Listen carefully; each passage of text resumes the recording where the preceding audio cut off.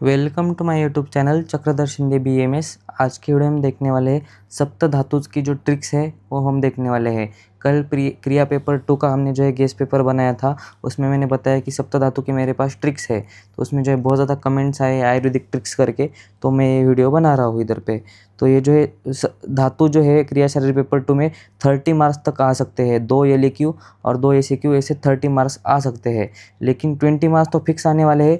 जो बाकी के ऑप्शनल टॉपिक्स है उसमें से नई क्वेश्चन पूछा गया, सिर्फ धातु में से ही पूछा गया, तो 30 मार्क्स तक के भी क्वेश्चन इधर पे आ सकते हैं। तो बहुत ज़्यादा इंपॉर्टेंट होते हैं ये। तो आप खाली छोड़ के नहीं आए हो, कुछ ना कुछ तो लिख के आओ, इस मोटिव से जो है मैं वीडियो बना रहा हूँ। तो जो है डिस्क्लेमर दे रहा हूँ इधर पे कि आपको जो है ये वीडियो जो है, जिन्होंने ऑलरेडी पढ़ाई करके रखी है, सारे श्लोकास बाय हार्ट करके रखे हैं, उनको कंसेप्ट पता है, तो वो लोग ये वीडियो को स्किप कर सकते हैं। लेकिन जिनकी पढ़ाई इम्परफेक्ट हुई है, अभी तक हुई नहीं है, तो उनके लिए स्पेशली वीडियो है। अगर आपको कुछ चीज़ें याद नहीं आई तो उधर पे आप क्या ऑप्शनल चीज़ें लिख के आ सकते हो, तो मार्क्स आपको मिल जाएंगे। अगर आप परफेक्ट इतना भी करके गए तो आपको जो है 10 आउट ऑफ में जो है 6 to 8 मार्क्स आपको मिल जाएंगे।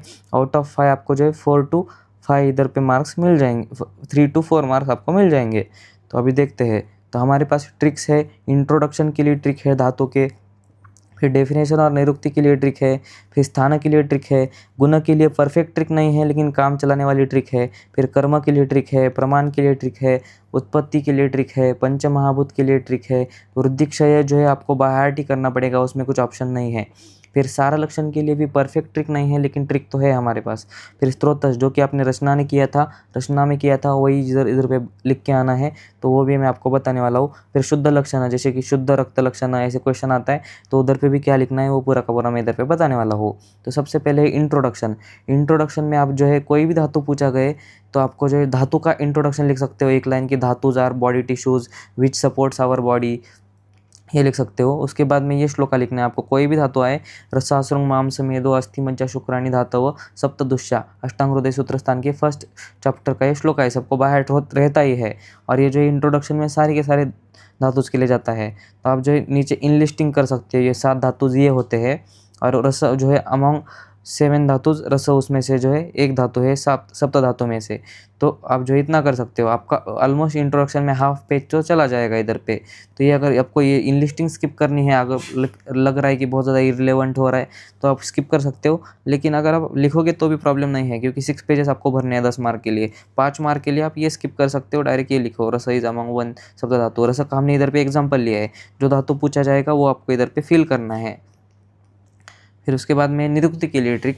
तो निरुक्ति जो है आपके संस्कृत पेपर 2 में जो है आपने बाय हार्ट की थी सारे के सारे सप्त धातु की, तो वही इधर पे निरुक्ति आपको लिखनी है। जैसे रस धातु का एग्जांपल लिया है, रस्यति इति रस, ये जो है इसकी निरुक्ति है। अगर आपको नहीं भी याद आ रही है तो आप कुछ भी लिख के आओ, रक्तति इति रक्त, रंजनात् रक्त, ऐसे जो है आप निरुक्ति बना के आ सकते हो। या फिर संस्कृत के पेपर 2 में जो है बाय हार्ट की है वही लिख के आ सकते हो। अगर उसका कुछ एक्सप्लेनेशन पता है तो 1-2 पॉइंट्स इधर पे लिख सकते हो।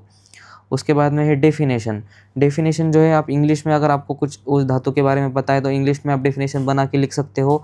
अगर आपको श्लोका आता है तो वो भी लिख सकते हो। लेकिन जिनको नहीं आता है श्लोका, वो क्या करो, अगर निरुक्ति स्पेसिफिकली क्वेश्चन में नहीं पूछी गई है तो इधर पे आपको जो है निरुक्ति का श्लोका जो है आपको इधर पे लिखना है, डेफिनेशन के अंदर ही लिखना है।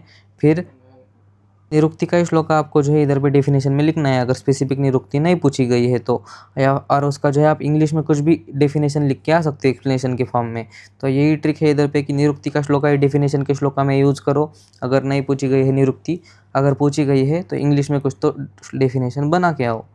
उसके बाद में है स्थान। स्थान के लिए जो है, अगर आप एक एक धातु का स्थान करते गए तो आपको 7 श्लोका बाय हार्ट करने पड़ेंगे, लेकिन उससे अच्छी ट्रिक है और श्लोका भी उधर पे है। स्तोत्र जो आपने रचना शरीर में पढ़े हैं अकॉर्डिंग टू चरक और सुश्रुत, इन दोनों के श्लोका आपको लिखने हैं। बहुत ज़्यादा ईजी श्लोका रहते हैं ये, जो कि आपने किया है रचना में, फिर भी इधर पे आपको बता देता हूँ। रस का हमने एग्जाम्पल लिया है, रसवहानाम स्त्रोतसाम हृदय मूलम दशच धमन्या, ये चरक के अकॉर्डिंग फॉर्मेट है। आपको बस जो धातु पूछा है वो इधर पे लिखना है, रक्तवहानाम स्त्रोतसाम, फिर हृदय मूलम दशच धमन्य, ये जो है इसके मूल स्थान है, उसके जो मूल स्थान है वो इधर पे लिखने हैं और ये रेफरेंस लिखना है।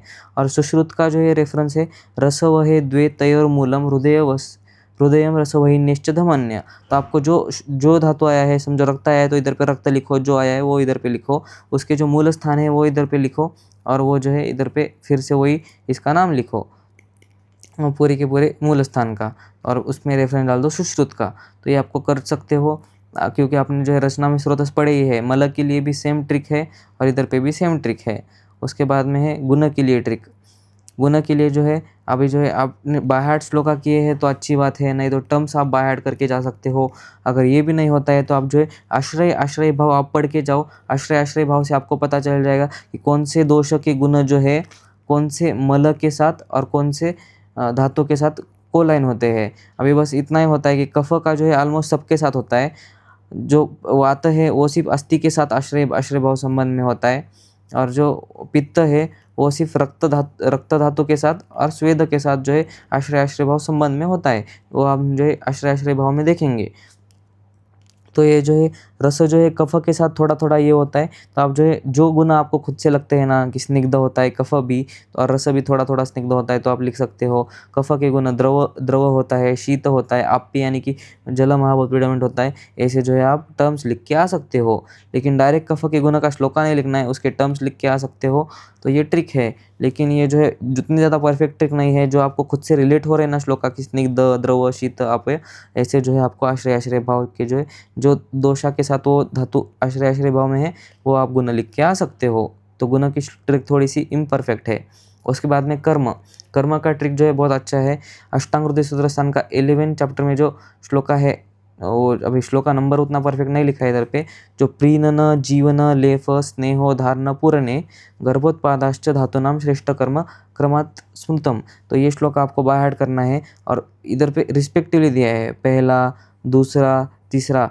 रस, रक्त, मांस, मेद, अस्थि, मज्जा, शुक्र, ये जो इनके रिस्पेक्टिवली इधर पे सारे के सारे धातु के कर्म दिए गए हैं। तो श्लोक का आपको ये लिखना है। फिर एक्सप्लेन करते टाइम जो है रस धातु हमने एग्जाम्पल लिया है, जो आया है वो लिखना है। कर्म ऑफ दिस धातु आर प्रीनन। पहला रस धातु होता है तो इसका कर्म प्रीनन है, यानी कि नरिशमेंट है। और बाकी के जो भी फंक्शन आपको पता है खुद से, इंग्लिश टर्म्स में पता हो, आयुर्वेदिक टर्म्स में पता हो, वो भी आपको इधर ही लिख के आने हैं, लेकिन श्लोका ये वाला लिख के आना है। तो वैसे आपको एक्सप्लेनेशन करना है।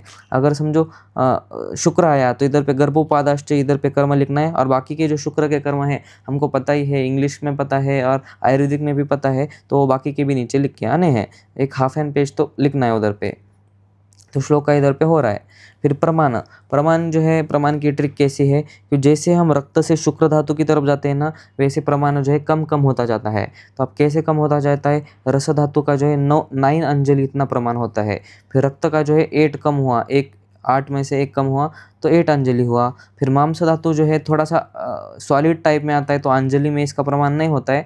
फिर भी बुक में तो नहीं दिया है, लेकिन गूगल में, चैट जीपीटी में, हर जगह पे 3 अंजलि आ रहा है। आप लिख के आ सकते हो या फिर स्किप कर सकते हो इसको। उसके और लिख सकते हो इधर पे कि it is in solid state, मांस धातु is in solid state, that why we can not measure its प्रमाण। ये भी लिख के आ सकते हो। जिनको 3 अंजलि लिख सकता है अप्रोक्सीमेटली लिख सकते हो वो लोग। फिर मेद धातु का प्रमाण जो है 2 अंजलि होता है, देख सकते हो। 8 से 9, 9 से 8, फिर 8 से 2 आ गया इधर पे। फिर अस्थि धातु जो है गिवन नहीं है, क्योंकि वो भी जो है सॉलिड में ही आता है।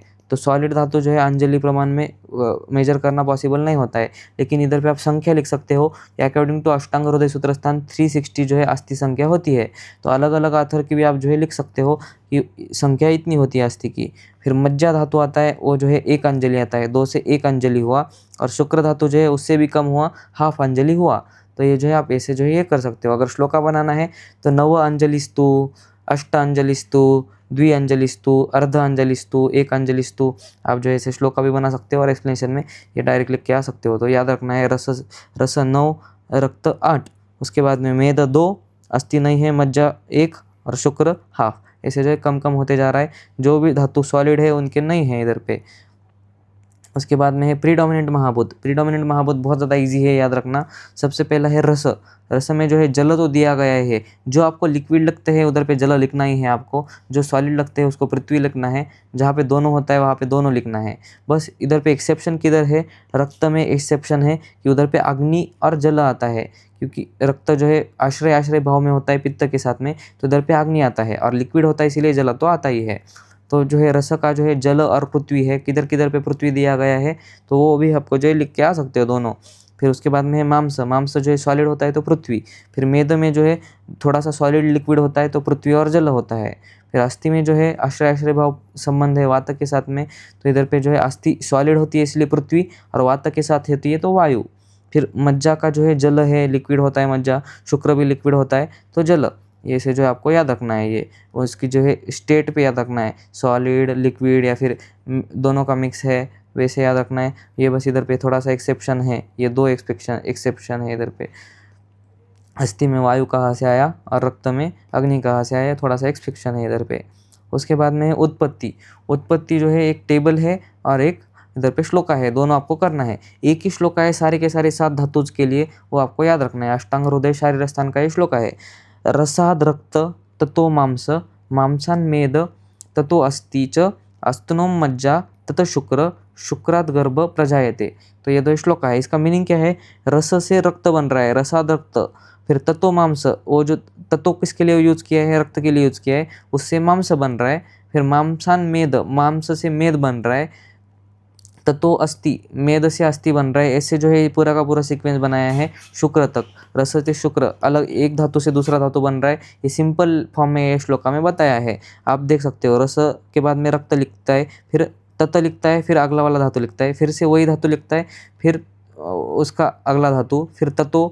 ये जो है एक बार तत्व चलता है और एक बार मेन नाम चलता है। ये वाला ट्रिक है इधर पे, आप थोड़ा एनालाइज कर लोगे आपको पता चल जाएगा। तो ये जो है उत्पत्ति के लिए श्लोक आपको बाय हार्ट होना ही चाहिए। उसके बाद में है टेबल।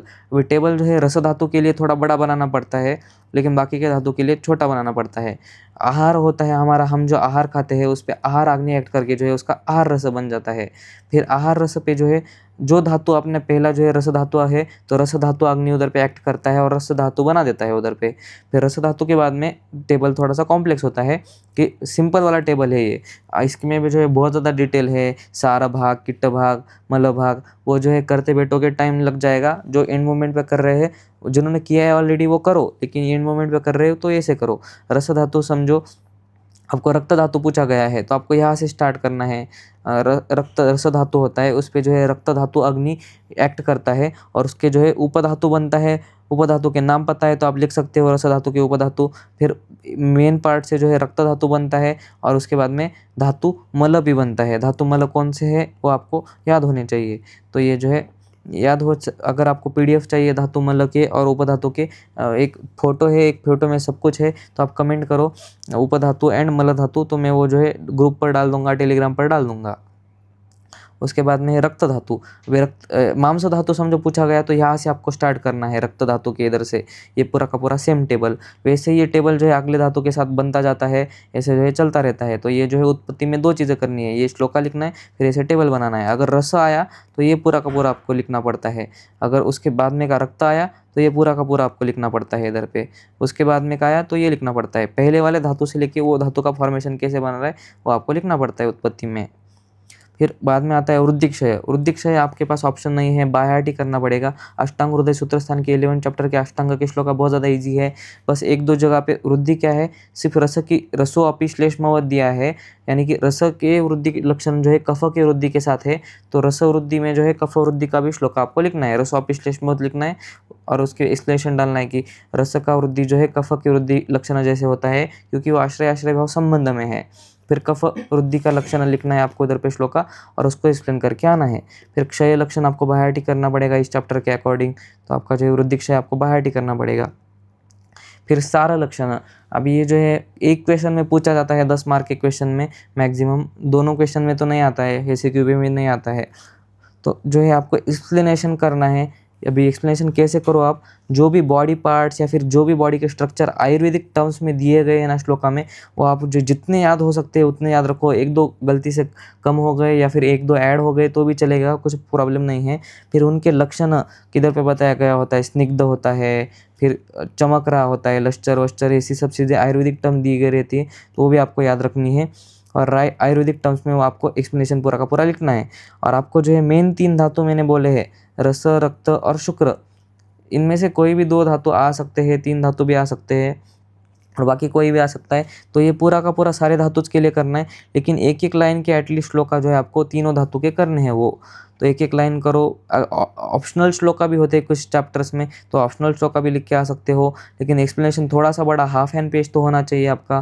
तो आपको जो बॉडी पार्ट्स याद रखने हैं, लक्षण याद रखने हैं, कर्म अगर है उधर पे तो वो याद रखने हैं। बाय हार्ट करते नहीं बैठना है इस मोमेंट पे। जो एंड में पढ़ रहे हैं, जिन्होंने ऑलरेडी किया है उनके लिए अच्छी बात है। उसके बाद में स्त्रोतस हमने देखा ऑलरेडी, रचना शैली के अकॉर्डिंग ऊपर ही देखा हमने। फिर शुद्ध लक्षण और अशुद्ध लक्षण भी पूछा जा सकता है। तो शुद्ध लक्षण और अशुद्ध लक्षण में क्या है, जो आपने गुण लिखा है ना वही गुण आपको इधर पे शुद्ध लक्षण में लिखना है और बोलना है कि अगर शुद्ध है तो ये गुण होते हैं, अशुद्ध में उसके ऑपोजिट लिखने हैं। जो गुण दिए हैं उसके ऑपोजिट, अगर इधर पे शीत दिया है तो ऑपोजिट, अशुद्ध दिया है तो उधर पे आपको जो है उष्ण लिखना है, ऐसे आपको ऑपोजिट लिखना है। और रक्त धातु के शुद्ध लक्षण में जो है आर्तव का एक श्लोका है, आर्तव शुद्ध आर्तव लक्षण का श्लोक आपने बाय हार्ट किया होगा, वो बुक में देखो कि कौन सा श्लोका है, तो जो है आप शुद्ध रक्त लक्षण के इधर पे लिख के आ सकते हो। तो इतना जो है इधर पे ऐसे जो है पूरे के पूरे ट्रिक्स है। अगर ये पूरी की पूरी पीडीएफ चाहिए, इसमें पूरा का पूरा कंटेंट है, तो आप जो है मेरे ऐप पर जाओ। ऐप का नाम है CS आयुर्वेदा, सर्च करने पर आ जाएगा, लिंक भी आपको डिस्क्रिप्शन में मिल जाएगा। और उसके बाद में उसमें आप लॉगिन करो व्हाट्सअप से या फिर मोबाइल नंबर से OTP से लॉगिन करो। हमारा ये ऐप है, कुछ आपका डाटा लीक तो नहीं होने वाला है इधर से। उसके बाद में जो है इधर पे आप जो है स्टडी मटेरियल, ये जो है ऊपर एक आपको टैब दिख रहा होगा, इधर पे आपको क्लिक करना है। इधर पे आपको फ्री मटेरियल मिलेगा, ये फ्री मटेरियल पे क्लिक करना है। आपको जो है क्रिया 2 का गेस्ट पेपर भी मिल जाएगा और ये वाला सेम PDF भी आपको उधर पे मिल जाएगा, लिंक डिस्क्रिप्शन में है। तो आज की वीडियो में इतना ही। अगर आपको इंस्टाग्राम चैनल पे, मुझे इंस्टाग्राम पेज पे मैसेज करके बोल सकते हो, मैं रिप्लाई देता हूँ सबको, लेकिन टाइम लगता है थोड़ा सा। टेलीग्राम पर आपको ऐसे के सारे नोट्स मिल जाएंगे, नोट्स मिलेंगे, लेकिन ये PDF आपको नहीं मिलेगा, ये आपको ऐप पर ही मिलेगा। फिर व्हाट्सअप जो है, व्हाट्सअप चैनल मैं सिर्फ जो है अभी ग्रुप में लिंक डालूंगा, नया वाला ग्रुप बना रहा हूँ मैं, लेकिन वो ग्रुप में लिंक डालूंगा तो दूसरे लोग आ जाएंगे उसमें। इससे अच्छा आप जो है इधर पे जो लिंक डिस्क्रिप्शन में है, वो जो लोग यूट्यूब देख रहे हैं वही लोग ज्वाइन करो, इसे मेरा कहना है। तो ये मेरी इंस्टा ID है। उसके साथ में हमारा एक जॉइन सपोर्ट चलता है। जिन लोगों को मेरे से फास्ट सपोर्ट चाहिए, कुछ भी डाउट्स क्लियर करवाने हैं, तो वो जो है इस नंबर पे जो है हमारी बेसिक मेंबरशिप, अगर प्रीमियर मेंबरशिप है, आपको सब्सक्राइब बटन के बाजू में दिख रही होगी, तो अगर आप बेसिक मेंबरशिप लिखते हो तो आपको व्हाट्सअप पे सपोर्ट मिलेगा। स्क्रीनशॉट आपको लेने के बाद इस नंबर पे भेजना है। अगर आपको प्रीमियम मेंबरशिप चाहिए, प्रीमियम मेंबरशिप लेते हो तो कॉल पे सपोर्ट मिलेगा। जब भी मैं अवेलेबल रहूँगा, सबसे पहले मैं मेरे मेंबर्स को ये करता हूँ। हमारे ऑलमोस्ट 25 मेंबर्स है, तो उनको जो है प्रीमियम कम है, 4-5 ही है और बेसिक ज़्यादा है। तो आप जो है कर सकते हो, आपको जो ये लगता है आप ले सकते हो। अगर आपको PDF चाहिए तो आप जो है ऐप डाउनलोड करो, उधर पे फ्री मटेरियल में आपको ये PDF मिल जाएगा। आज की वीडियो में इतना ही। Thank you.